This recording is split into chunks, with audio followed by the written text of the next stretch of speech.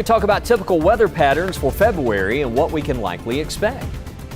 Plus, next week is Severe Weather Awareness Week. We're on your side with the history behind it and what you can do during the week to prepare for the severe weather season. WBRC Fox 6 News. First Alert Weather Extra starts now. And welcome into First Alert Weather Extra. Appreciate you staying with us. And I don't know, I just felt like I needed to wear a yellow tie today. And I just felt like I needed to wear a yellow dress. I love the coordination. I mentioned this earlier, Tania. You know, it seems like January 48th.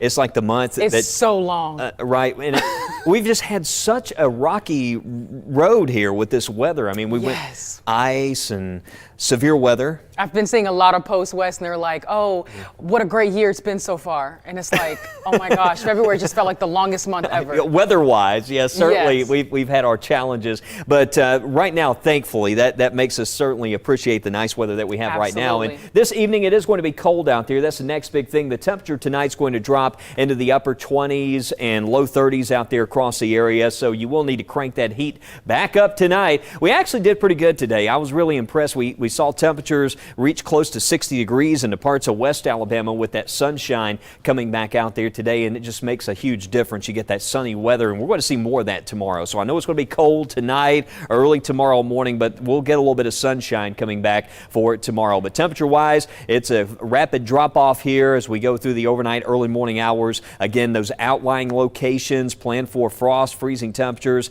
readings in the 20s. We'll probably have to lower some of these temperatures to the north. I mean, we're going to be below freezing for several hours. Birmingham down to 30 and right there close to 32 in Tuscaloosa. But again, tomorrow during the day, we'll turn it around. We'll see those temperatures make a nice rebound into the 50s. Some high clouds could move in late tomorrow and tomorrow night. I know Matt talked about that earlier. Right now, the sky mostly clear, so that's another reason why those temperatures are taking a big tumble out there. Right now down to 49. You can see on our First Alert Sky Vision at Chelsea, 46 degrees at Birmingham, 41 degrees at Jasper. And as we prepare to head into a new month, meteorologist Matt Daniel joins us now with the average weather and the typical weather that we can expect for the month of February.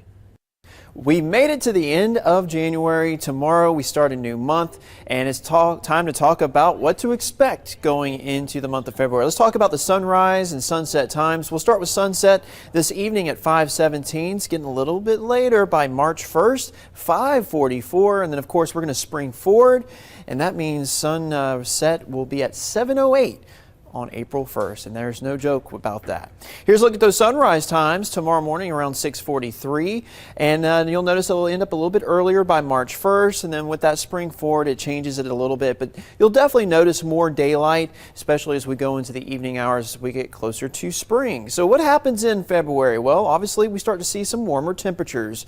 We probably just hit the bottom, and now we're going to start seeing some warmer air. So on average we'll see highs around 59 in February, and then that average goes up all the way up into 67 by March, and then we're way into the 80s by May and June, and 90s by July and August. What about average lows? Normally we're in the 30s. Upper 30s are pretty typical for February. Of course, we can get fluctuations of warm air and colder air, but this is just an average based off climatology. By March, we're looking at 45 for the average low, and then we'll start to see those lows trend warmer into the 60s and even 70s going into the summer. So how much rain have we recorded so far? Well, normally we'll pick up about 5 inches of rainfall in Birmingham, Tuscaloosa, and Anniston, and man, we did a big dent in that drought.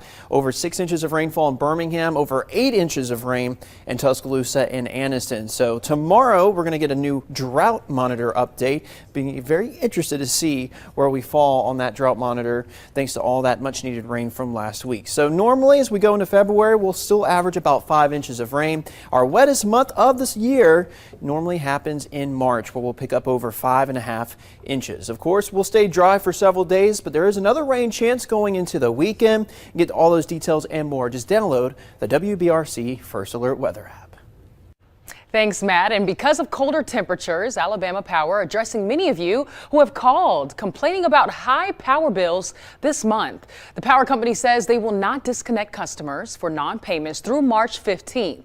Alabama Power says if you have called, you should now visit their website and create an account to check how much power your household is using and track the trends. The company says you can get help with payment programs such as Share, LEHEAP, and ABC Trust Fund. And in 30 seconds, we'll be joined by our friend from the National Weather Service to talk more about the importance of Severe Weather Awareness Week. We'll be right back.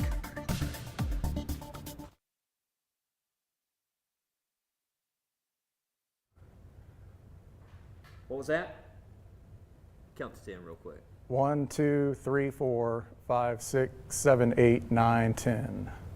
I can extend it as long as you need to. Did you go?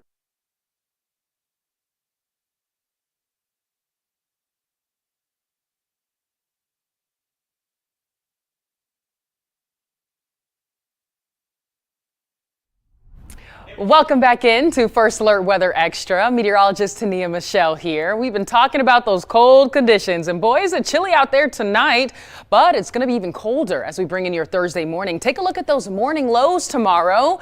If you are heading out the door tomorrow to work, taking your kids to school, sending them off to the bus stop, please make sure they're dressed in layers. But starting this evening, bring those pets indoors, cover those sensitive plants. We'll have a light freeze overnight. Notice those morning temperatures around 7 a.m. on your Thursday in the upper 20s and low 30s, 32 degrees in Tuscaloosa, 30 in Marion County, 29 in Coleman. If you're in Calhoun County, 29 degrees.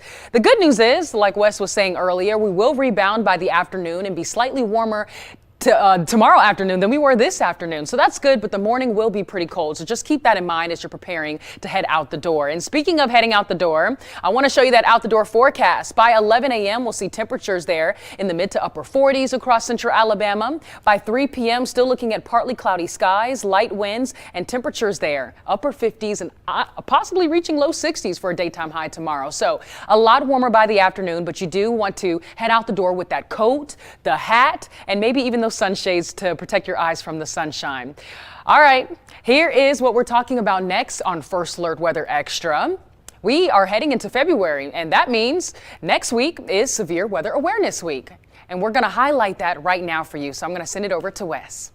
All right, Tania, and I don't know, we forgot our hat here for today. We'll have to add that to the checklist tomorrow morning. We're talking about Severe Weather Awareness Week next week. Of course, severe weather can happen anytime in Alabama when the conditions are favorable, but this week has been set aside, and meteorologist Gerald Satterwhite joins us now from the National Weather Service office in Birmingham. And Gerald, this is a big week, just a reminder as we just all kind of come back home to the fact that we need to have a plan and be weather ready for anything that may pop up on the horizon.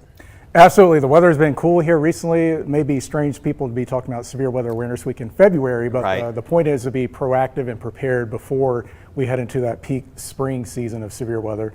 So next week we'll be posting stuff on social media and engaging with different partners just to get people in the mindset of severe weather as we get closer to March and April. Well, we know watches, a tornado watch and a severe thunderstorm watch means conditions are favorable. A warning means that it's happening. It's been spotted. We need to take action. What are some things, though, we may not think about as this week rolls around every year? Some things that you notice at last minute when these events happen that we need to be reminded of? Well, definitely having multiple ways to get weather information. We oftentimes get calls the day before, even the day of severe weather, asking how can I get weather alerts on my weather radio or phone. So you want to have those multiple ways set up ahead of time. Also going through your safety kit. Some people may have already had their batteries and weather radios and flashlights and that sort of things, but they may have gone dead or the battery's gone dead over the past few months. So you want to check those things, just kind of freshen up your safety kit and know where to go ahead of time. You know, it seems like it's interesting. I often say, when we're preparing for weather events, often at times, even for us sometimes, you will have a weather event and it seems to overperform and you're like, wow, that really surprised me, So if you encounter like we had recently when Homewood had the tornado that happened, I mean, we were expecting severe thunderstorms on a night like that, but it's to be prepared for anything at any moment. Absolutely, yeah. It's not just tornadoes. We can get pretty severe damage, like you mentioned, over in Homewood with straight line winds. And there are also other weather hazards we deal with here: flooding, lightning. We can have winter systems like we had a couple weeks ago. So it's not just about tornadoes. That's what we'll be focusing partly on next week. but definitely being prepared for hazardous weather overall at any time of the year. And you know, one of the things, and this is a real thing, it's weather fatigue. You know, when you end up, I know last year it seemed like starting in January after the Selma tornado, every month it seemed like there was a marginal risk for severe weather. It was every other week, and you're like, well, here we go again. You know, how do we tackle that, and how do we just stay alert? We really need to take every one of those serious, because it could be that one in which we end up with a tornado.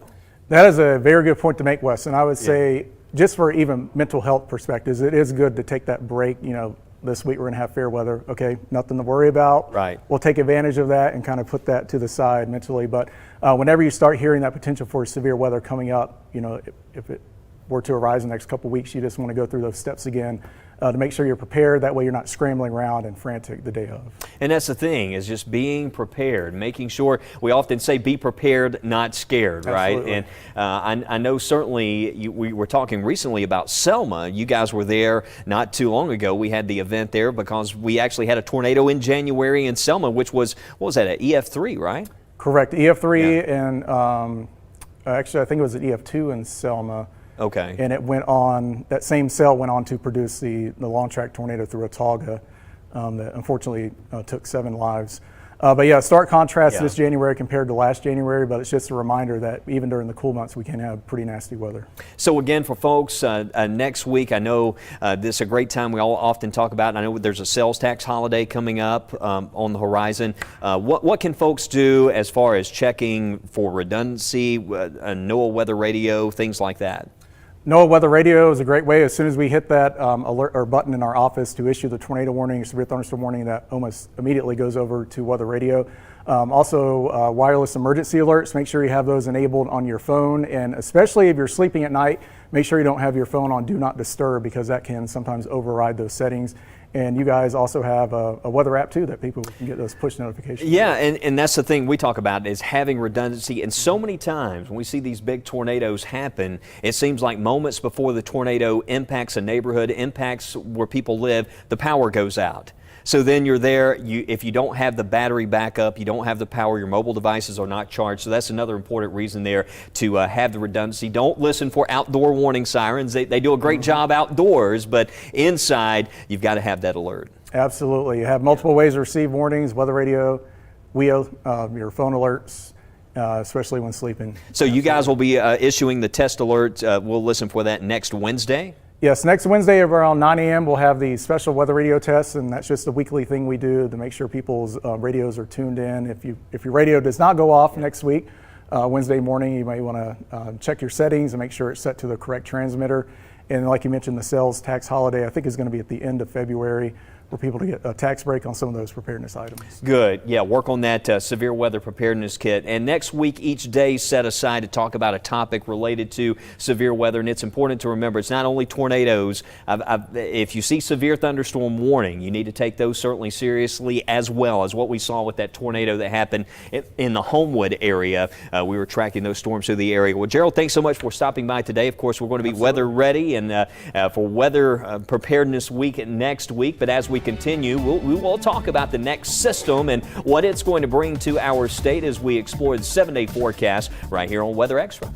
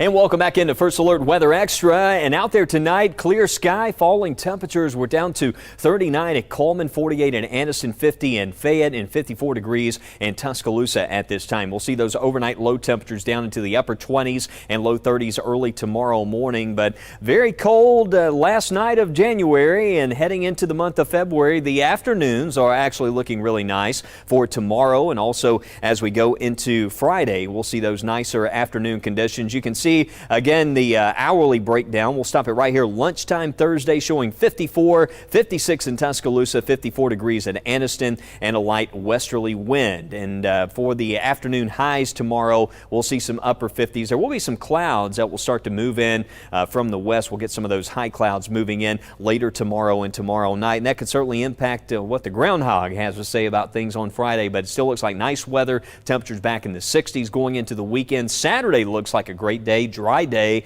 but those clouds will start to move in, and still seeing a good chance for wet weather. Kind of an interesting setup with this upper low spinning over the region Sunday night and into Monday. It's just going to keep us cloudy. You can actually see in the data the showers as they kind of rotate in across the state, and typically in a setup like this, I mean, we're not expecting heavy rain or a major flood threat or anything like that, but what we're expecting is just a gloomy, drizzly, misty, rainy setup, and it's going to continue into Monday until this system moves out, which looks like in the next week, perhaps around Tuesday, we'll see some sunshine coming back. 60 degrees there for an afternoon high temperature there on Tuesday, 62 degrees there for Wednesday. You can see those overnight low temperatures are in the mid to upper 30s. So actually tonight into tomorrow morning looks like the coldest day that we see on today's 7-day forecast. And looking ahead into next week, going beyond the 7-day forecast, we were seeing the possibility of more seasonal conditions, but also the possibility of another system that might bring some wet weather for the weekend of the 10th. Again, this is long-range data, and a lot can change. I know one forecast that we've got to work on is the Valentine's Day. Yes. Why is there rain on this day? But wait, listen, Wes, for people that don't love that day, it might be great for them. They get to stay inside and not have to worry about all the love that'll be in the air on that day. But here's a look at that First Alert weather calendar. Of course, we're staying dry through the rest of this work week and on Groundhog's Day, but we have a rain chance for Sunday. Then again, Monday, some scattered showers, and then we continue into the first full week of February, and that first weekend or second weekend of February, that's February the 10th, another rain chance for Saturday and Sunday. So it looks like we can have a wet weekend, not this weekend, but the following weekend, and then some rain around for Tuesday and again on Valentine's Day. But let's talk more about beyond the 7-day. How about those temperatures? Are we looking at above or below average? I mean, this is a clear giveaway. For most of the United States, notice the eastern portions of the U.S. going to see above average temperatures from February 8th through the 14th. This is our 8 to 14 day temperature outlook. But areas along the West Coast, California, New Mexico, Nevada over there, all of them will likely see below average temperatures. But for us here at home, we're probably going to be warming up. And we're already seeing some warmer conditions as we approach the end of this work week. So that'll be nice to enjoy if you want to make some outdoor plans. Hey, why not? Look at that potential lows over the next 6 to 15 days. This is between February 6th through February the 15th. We're looking pretty seasonable. Now, it looks like one of our weekends we can see temperatures above average, overnight dipping down only into the 50s. That's really not that bad. Not very cold, pretty mild for an overnight low temperature. As far as our highs, not too bad either. I mean, we're looking at high temperatures in the 60s for most days between February 6th through February the 15th. So we're going to see some near average or slightly above average in terms of our temperatures. As far as that rainfall, looks like we will be pretty wet over the next couple of days. So we're going to be looking at above average rainfall between February 8th through the 14th. So just keep that in mind. It looks like some rain around for Valentine's Day, but of course we'll fine tune that rain chance. But I do want to show you exactly when we're seeing some showers around. Of course, this weekend, this is Sunday, February the 4th, and then we're looking dry for several days in a row. Okay, still looking dry. Our next rain chance possibly around February the 10th, but maybe not very much of it. It looks like most of that wet weather is staying to our north, and maybe another round of some showers throughout that week, and of course right around on February the 14th. So that's a look at beyond the 7-day. Of course, we have more to talk about, like we've been following the Hamilton water crisis for 2 weeks as the community faced no water, and now the drought is finally over for thousands of people. Our Brian Henry spoke with the Hamilton Fire Department that served as a water distribution point for days and talks about the journey the city has been through. Thank you. Have a good day. Hamilton Assistant Fire Chief Matt McCracken made no bones about it. When he got news Tuesday afternoon around 2 the water was safe to drink, he thought of 3 words. Praise the Lord. High praise that's in the wind today in Hamilton, 9 days after firefighters and volunteers distributed some 700,000 bottles of water. City officials say the perfect storm was behind it all. Sub-below freezing temperatures broke underground water pipes, followed by a chemical mixing issue and then a pumping problem. Problems fixed, no more do not drink order and no more boil advisory. Currently, the all clear has been given to anybody that's on the city system. The county is currently working on catching their samples and getting them tested so that water coming, even though it's clear going to their tanks, they've got to get the test saying that it's clear coming from their tanks. Oh my goodness. Deborah Miller lives just 300 yards away from City Hall. Miller knows what her first order of business will be later this week. I have loads of clothes in my laundry room that'll be taken care of tomorrow. It's joy. We found a delighted Mayor Bob Page at City Hall, joyful over the fact that clear, clean drinking water is flowing once again to thousands of households. Each and every sample came back clean. Made me so happy. The traffic through the Hamilton Fire Department has diminished, and so for now they are closing the door on a water crisis. 9 days later. Thank you, dear. Thank you. You're welcome. My pleasure. Well, Hamilton Assistant Fire Chief Matt McCracken says they will likely keep the water distribution open for the remainder of the day. On the county side of things, officials say they will take samples tomorrow and expect results back on Friday at midday. We'll be right back with more First Alert Weather Extra. Stay with us.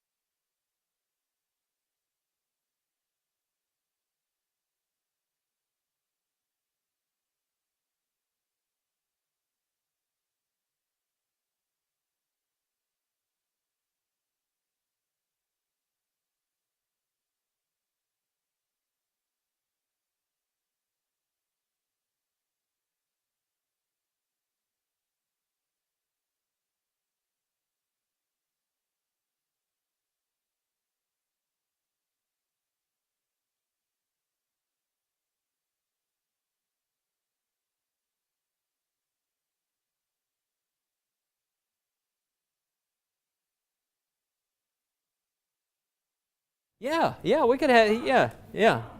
Just put your mic back on here. Yeah, since you're here. Might as well. What do we do? What are we going to do here? Oh, did you do the weather picture segment? No, I didn't do it. We're going to do it full screen. Oh, and you're going to go through them? Okay. Just kind of Okay. real quick. We got a minute 30 left. Minute 30? Okay. So you're going full screen on links too, right? You see the weather photo coming up? Links to? Yeah. You got to press the button. Did you put it on links to? There we go. Do you see it now? Yeah, there you go. All right. If I go too far, the last one ends on the QR code, so that way it won't look bad. You know, once I go through all the photo. Got it? I guess. We're a minute out.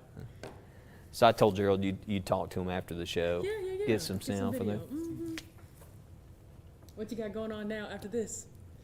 Going home. Yeah, that's nice. I already worked earlier today, just a regular day shift. Go back in tomorrow. Gotcha. A little decompression time. Yeah. I hear Mark says he's about to retire. Both of them. Oh. Mark Laniers and Mark Rose. Oh, wow. Yeah.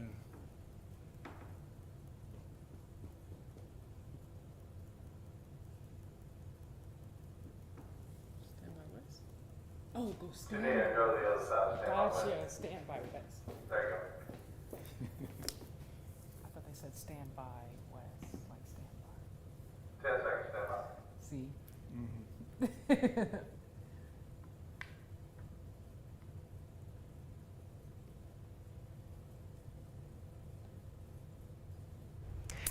Welcome back in. Yeah, welcome back in. Well, we had some pictures we were going to show you here, some weather app photos. Wanted to take those full screen if we can, just to show you. We had some pictures from Gadsden. Patricia sharing yesterday. Yeah, actually saw a rainbow yesterday. That was because of those showers that moved through the area. And they actually wrote that they were in the Walmart parking lot and they caught that beautiful picture. Love that. We also want to show this sunset photo. This is a backyard sunset. What a beautiful view there. That's in from Brian Phillips. Thank you so much. Another one, Wes? Yeah, lovely colors out there. You know, you get a few clouds, and this was from yesterday, by the way. Yes, the sky's yesterday's mostly clear sunset. right now, but Sandra is sharing that on the First Alert Weather app. Yeah, and then another one, sunset in Samantha. This was sent in by Northern Paul. Tuscaloosa County. Beautiful view there. Of course, you can always send in your photos by scanning that QR code on the screen, and we'd love to share them, of course, right here on First Alert Weather Extra or during any of our weather hits. Love the photos. It's always, it's like opening a gift. You know, I'll go in there and say, which photos are we going to have today? Gerald Satterwhite from the National Weather Service, thank you so much for joining us here